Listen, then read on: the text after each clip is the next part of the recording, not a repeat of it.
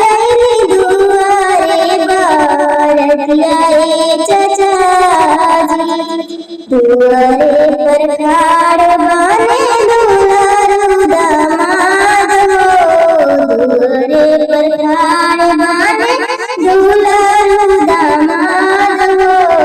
जल्दी लेके चला चाचा अक्षत और पान हो, जल्दी लेके चला चाचा अक्षत और पान हो।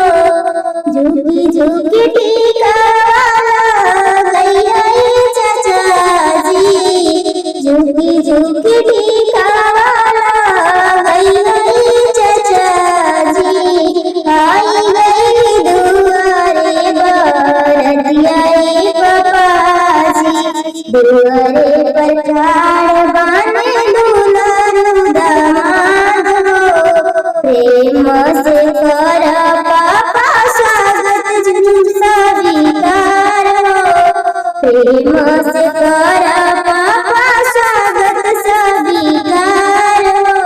झुकी झुकी टीका वाला गैया हो पापा जी, झुकी झुकी टीका वाला गैया हो चाचा जी, आई गई